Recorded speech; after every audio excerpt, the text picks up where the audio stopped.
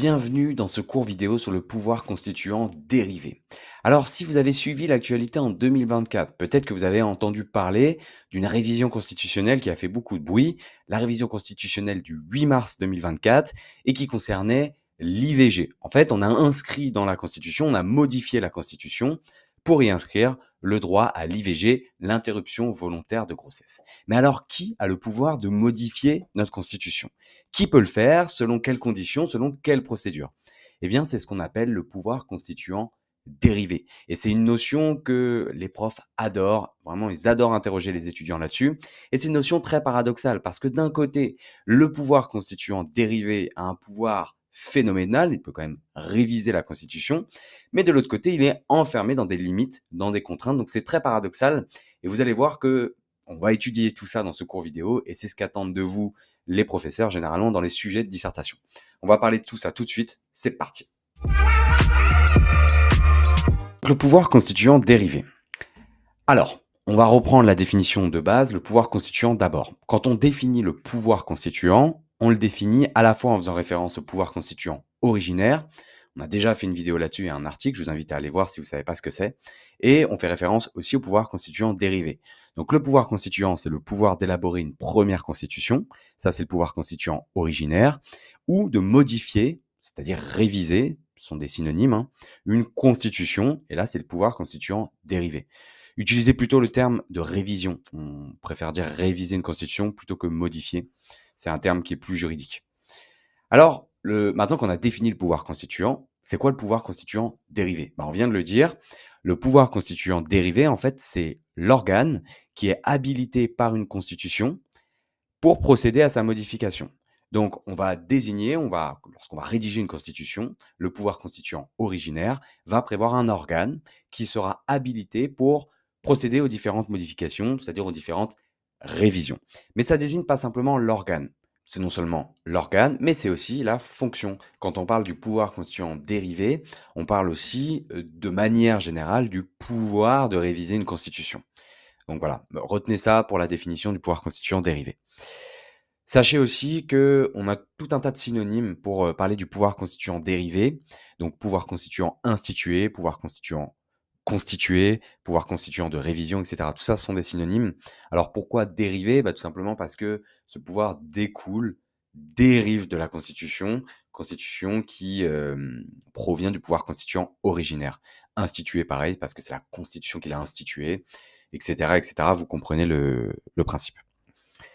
Alors pourquoi est-ce qu'on prévoit un pouvoir constituant dérivé? On pourrait très bien décider de rédiger une constitution et de se dire: «Bon, cette constitution, elle va s'appliquer, éternellement. On n'a pas de raison de la changer puisqu'on estime qu'elle est parfaite». C'est techniquement envisageable. Tout simplement parce qu'en pratique, c'est impossible. Si vous voulez qu'une constitution dure, elle va devoir évoluer, s'adapter aux évolutions sociétales, sinon elle risque de perdre de sa pertinence et elle ne sera plus de fait applicable. Imaginez, je ne sais pas, une, constitution qui aurait été établie, au Moyen Âge et qui serait encore, d'actualité. Imaginez, que la constitution prévoit, le droit pour l'État, je ne sais pas, à la torture, le droit, l'esclavage, des femmes, par exemple. Imaginez que c'est des dispositions, voilà, qui, auraient pu être applicables il y a plusieurs milliers d'années et qui, à l'heure actuelle, seraient encore dans une constitution. Vous imaginez bien que ce serait complètement en décalage avec la société moderne et donc ce qui se passerait, c'est qu'on devrait changer de constitution. Pour éviter ça, il vaut bien mieux pouvoir modifier la constitution par petites touches pour l'adapter au fur et à mesure des évolutions de la société, pour éviter qu'elle disparaisse, pour qu'elle garde de sa pertinence. C'est tout l'intérêt du pouvoir constituant dérivé. Donc c'est ce que je vous disais, il faut prévoir des dispositions qui permettent de la modifier sans toutefois la faire disparaître, sans toutefois remettre en cause l'intégralité de ce qu'on a prévu. Alors vous avez souvent en dissertation de droit constitutionnel le sujet suivant, une constitution est-elle éternelle? C'est très difficile pour les étudiants à chaque fois de comprendre ce sur quoi on veut vous interroger. Mais donc là, je pense que vous comprenez un petit peu à comprendre. Quand on vous interroge là-dessus, une constitution est-elle éternelle? C'est le thème du pouvoir constituant, originaire et dérivé, surtout dérivé, sur lequel on veut vous interroger. En fait, ce qu'on veut savoir, c'est si une constitution a vocation à être modifiée ou pas. Et donc c'est ce qu'on voit là dans tout ce cours sur le pouvoir constituant dérivé. On va voir que oui, une constitution peut être révisée, mais qu'il y a des limites, et que ces limites, elles peuvent là aussi être surmontées, être dépassées, on en parlera après. Alors, pour comprendre la distinction entre pour bien la comprendre, parce qu'on les a déjà définies, entre pouvoir constituant originaire et pouvoir constituant dérivé, j'avais déjà pris, l'image d'un architecte. Il faut imaginer que, le pouvoir constituant originaire, ce serait comme un architecte qui arrive sur un terrain vierge et qui peut construire la maison, les appartements qu'il souhaite. Donc il est libre de tout, de, dessiner les fondations, de les construire, il va être libre sur le choix des matériaux, sur le choix des couleurs et cetera et cetera. À l'inverse, le pouvoir constituant dérivé, ce serait, plutôt une équipe de rénovation ou un architecte avec des pouvoirs limités qui arrive, qui pourrait faire certaines modifications, mais voilà, qui seraient liées, voilà, il y a encore les fondations de la maison, il peut pas y mettre un appartement, il doit respecter ça. Il y a, des endroits où il va y avoir des murs porteurs, il va devoir les respecter. Les matériaux, il va plutôt préférer, garder ceux qui sont en place parce que ce serait trop compliqué de tout changer et cetera. Donc le pouvoir constituant dérivé, c'est un peu ça, si vous pouvez retenir une image. Il peut faire beaucoup de choses, mais il va avoir des limites, il va avoir un cadre, contrairement au pouvoir constituant originaire. Donc il a un caractère limité et organisé et il concerne la question de la révision des constitutions. Alors que le pouvoir constituant originaire, il concerne la question de l'origine, de l'établissement, de la rédaction des constitutions. Donc l'acte de révision, comme je vous disais, va être soumis à des contraintes, à des restrictions juridiques qui sont établies par la Constitution elle-même. Donc on peut considérer, en tout cas une partie de la doctrine considère que c'est un pouvoir secondaire par rapport au pouvoir constituant originaire.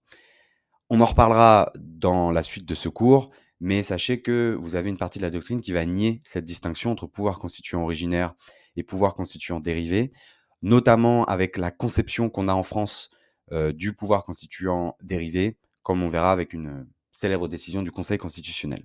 Donc retenez ça déjà à l'heure actuelle.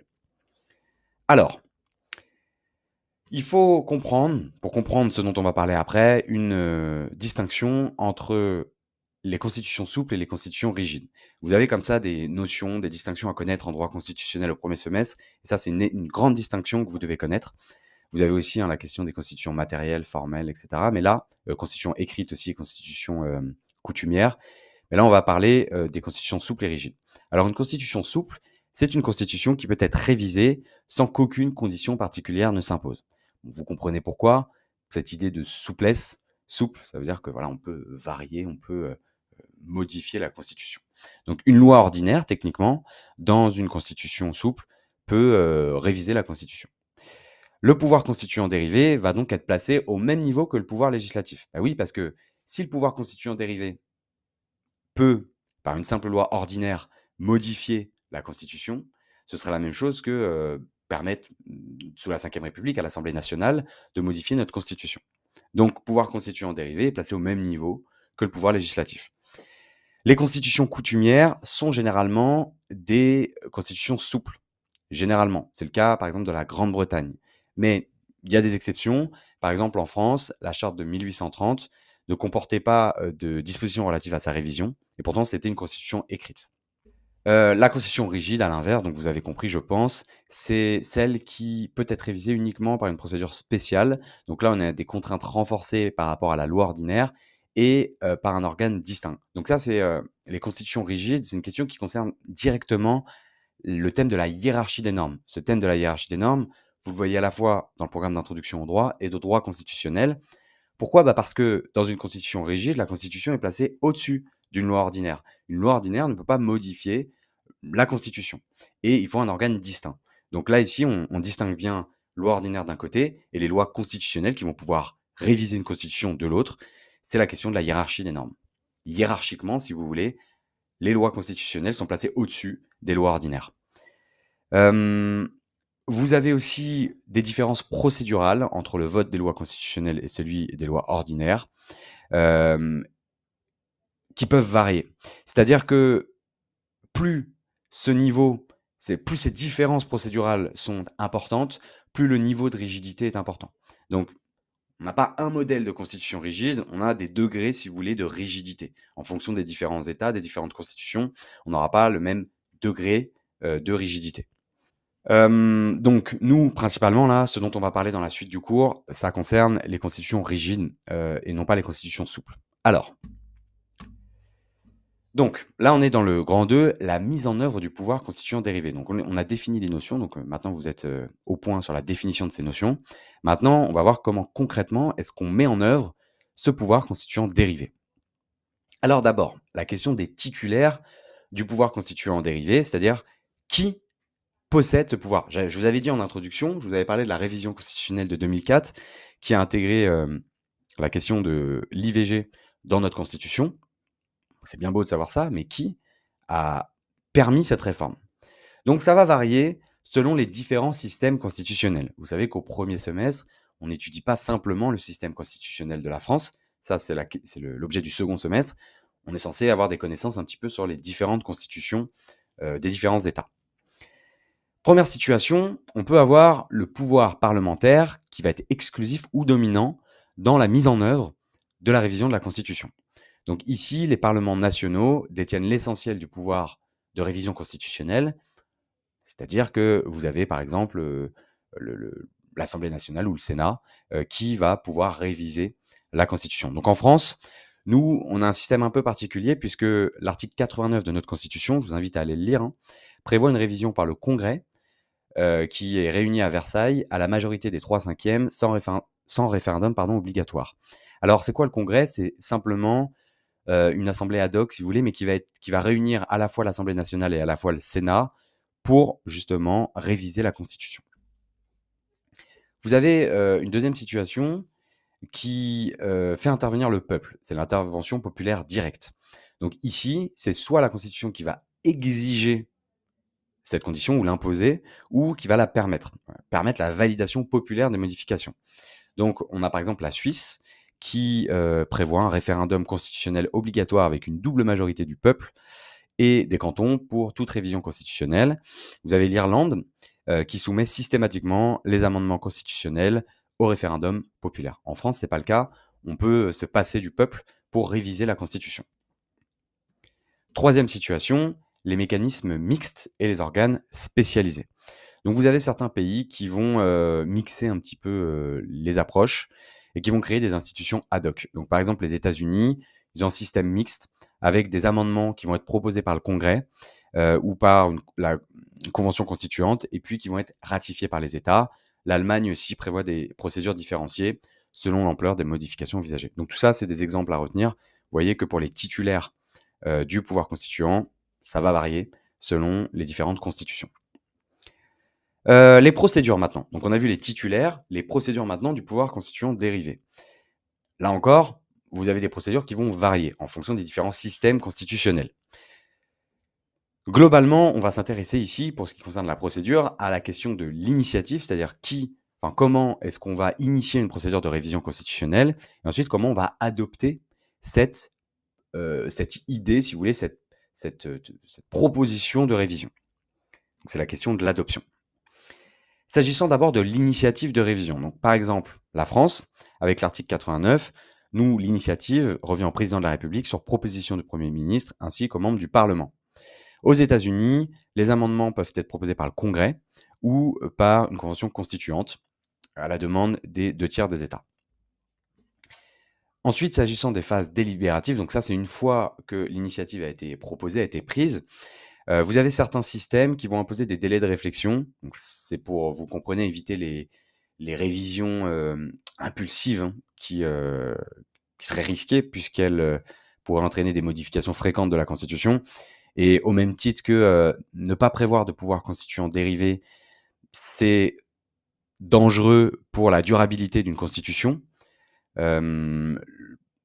Effectuer trop de révisions d'une Constitution, c'est également dangereux pour sa durabilité, puisque si on procède à trop de modifications, on risque d'arriver en fait à une suppression pure et simple de la Constitution.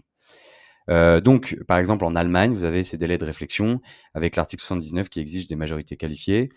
Vous avez d'autres constitutions qui vont privilégier des procédures plus souples qui permettent une adaptation rapide aux évolutions constitutionnelles nécessaires.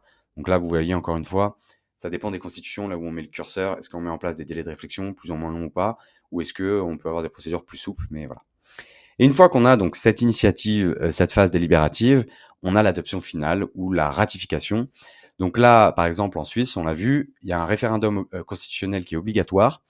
Il est facultatif en France. D'ailleurs, je crois pas, sauf erreur de ma part, qu'il ait déjà été utilisé par le biais de l'article 89 en tout cas. En tout cas, c'est pas la norme. L'idée ici, donc, quand on fait appel au peuple, évidemment, c'est la recherche de légitimité démocratique. L'idée, c'est de faire valider par le plus grand nombre la révision constitutionnelle en question. 2 secondes. Si vous appréciez cette vidéo, n'hésitez pas à mettre un petit like et à commenter, ça nous aide beaucoup. Deuxième chose, si vous voulez aller plus loin, sachez qu'on a une plateforme complète sur laquelle vous allez pouvoir retrouver l'intégralité des matières fondamentales pour la L1, la L2 ou la L3. Je vous invite à cliquer sur le lien dans la description. On peut reprendre tout de suite la vidéo, c'est parti. Alors, et retenez bien cette partie donc.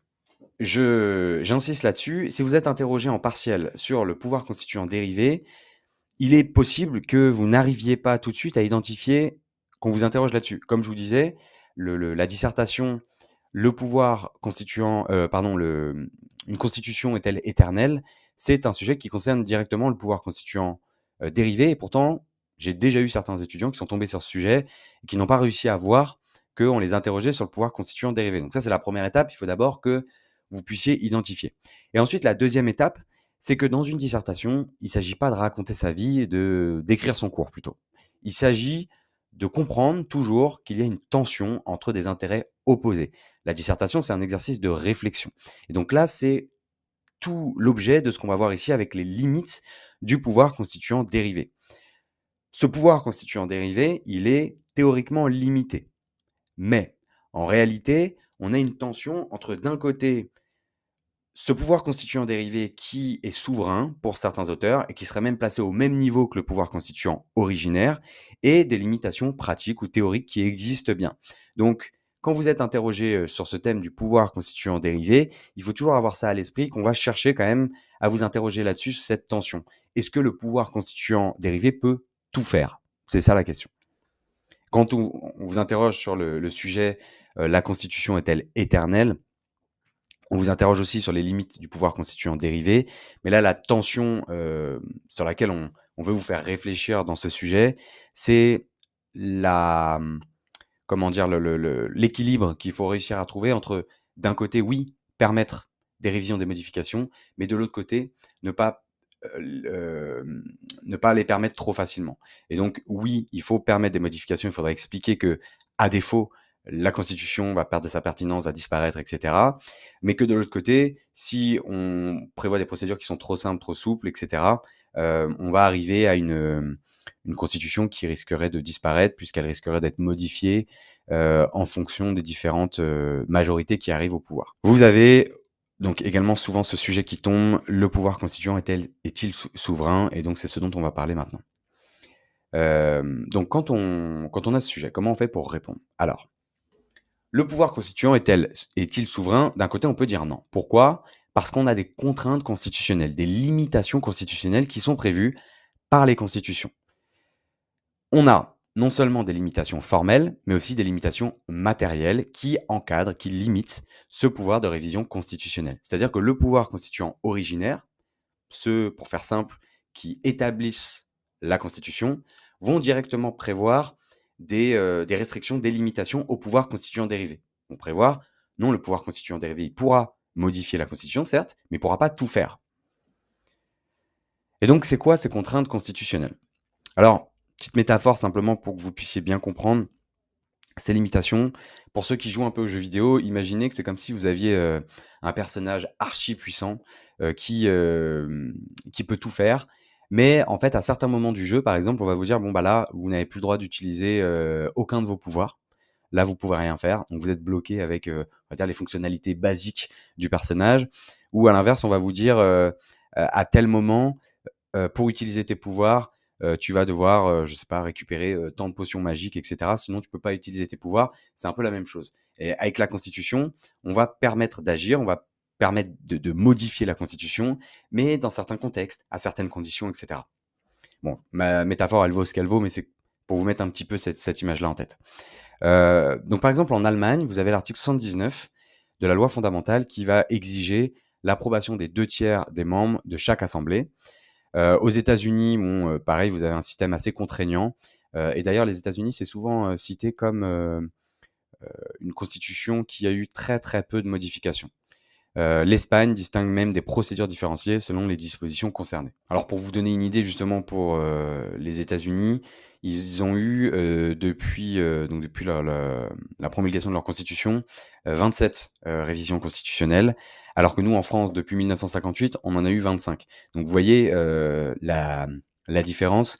Nous on a tendance quand même à modifier beaucoup plus souvent la constitution que les États-Unis, ce qui est pour une partie de la doctrine pas nécessairement une bonne chose de modifier trop de fois la Constitution. Donc, vous avez donc ça d'abord, c'était du point de vue de la procédure. Pour réviser une Constitution, on va avoir des procédures particulières. Ensuite, vous avez des restrictions temporelles et circonstancielles qui vont empêcher tout simplement le pouvoir constituant dérivé d'agir dans certains contextes. Donc, les restrictions temporelles, ça vise à éviter les modifications impulsives pendant certaines périodes, et circonstancielles, ça va protéger plutôt la liberté de décision dans certains contextes dans lesquels on va estimer que ici, le pouvoir constituant dérivé ne peut pas librement décider de réviser la Constitution. Donc c'est le cas par exemple de notre Constitution qui interdit toute révision lorsqu'il est porté atteinte à l'intégrité du territoire. Donc vous imaginez bien que ça, c'est les leçons de la Seconde Guerre mondiale. On veut éviter que dans certains contextes, notamment un contexte d'invasion, on veut éviter que l'ennemi en fait puisse modifier la Constitution comme il le souhaite. Vous avez des limitations matérielles, donc on retenez bien cette expression, on parle de clauses d'éternité. Donc ces clauses d'éternité, elles ont pour but, la plupart du temps, de protéger certains principes fondamentaux. Pour ce qui concerne par exemple l'Allemagne, l'Allemagne va interdire toute modification qui toucherait au fédéralisme ou à la dignité humaine ou aux principes démocratiques. Et nous, en France, c'est un peu le traumatisme, si vous voulez, français de la monarchie absolue. On va interdire que la forme républicaine du gouvernement fasse l'objet d'une révision. Donc en fait, le pouvoir constituant dérivé prévoit que on ne pourra jamais sortir de ce système républicain. Comme on le verra juste après, en réalité, ces limites, elles peuvent être surmontées. Donc, c'est ce dont on va parler, la souveraineté du pouvoir constituant dérivé face aux limitations. Et ça, quand vous êtes en dissertation, c'est toujours le deuxième raisonnement. D'un côté, on a des limites, de l'autre côté, ces limites, on va pouvoir les dépasser. Ça dépend, là encore une fois, des différents systèmes juridiques. En France, on a une conception de la souveraineté qui est une conception absolue de la souveraineté. Ça résulte du Conseil constitutionnel. Le Conseil constitutionnel a estimé que le pouvoir constituant était souverain. Donc il refuse de contrôler les lois constitutionnelles. Je vous invite à chercher cette décision sur Google et à la lire.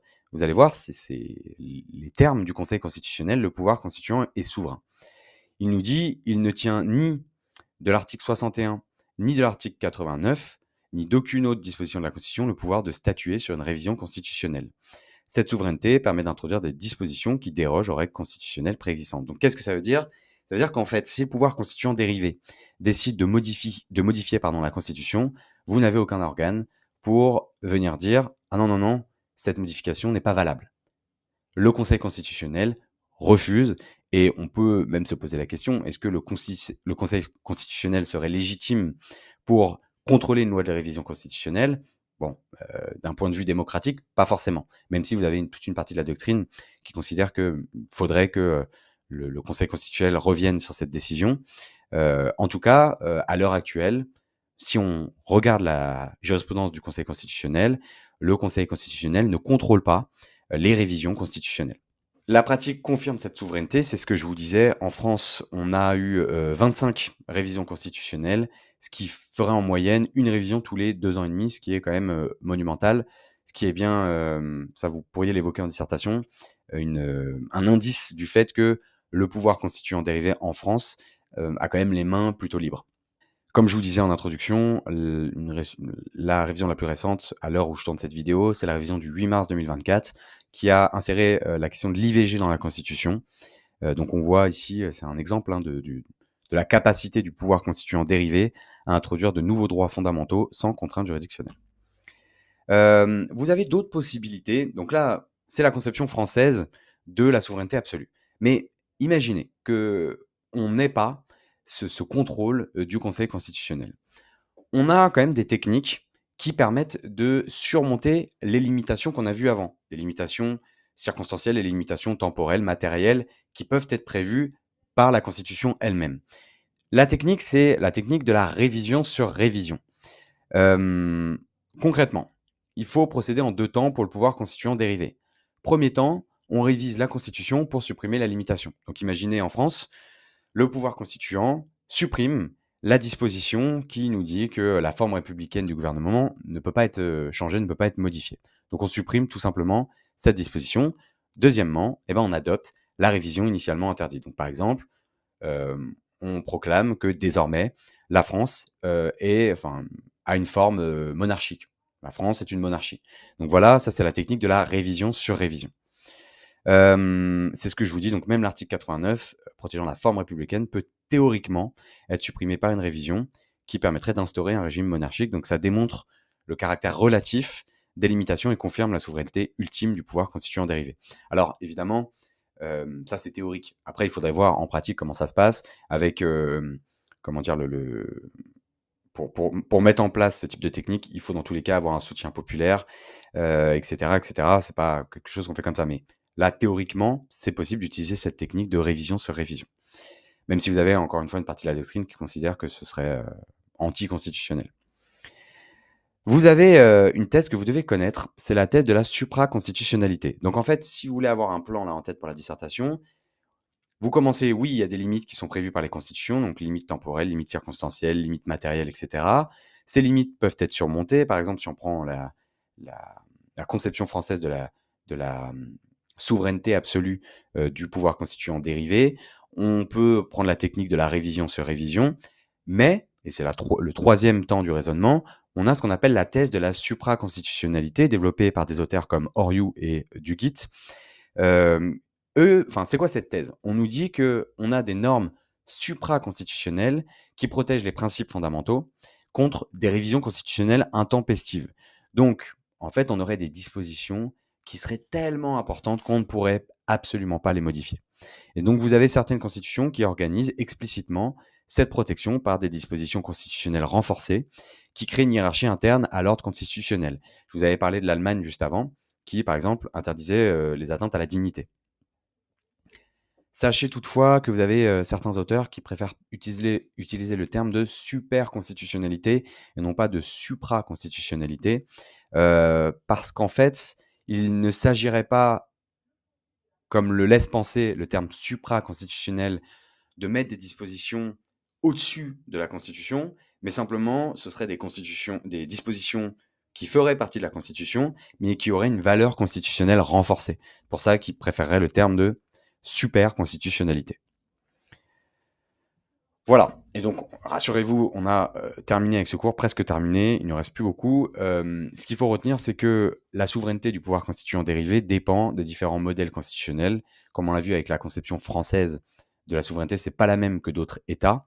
Le modèle français consacre une souveraineté quasi absolue. Pourquoi? Parce que le Conseil constitutionnel, on l'a vu, refuse de contrôler les lois de révision constitutionnelle, mais vous avez d'autres systèmes qui admettent tout à fait un contrôle des révisions. Là, je vous ai mis quelques exemples, donc la Cour suprême de l'Inde, par exemple. Vous avez aussi la Cour constitutionnelle italienne.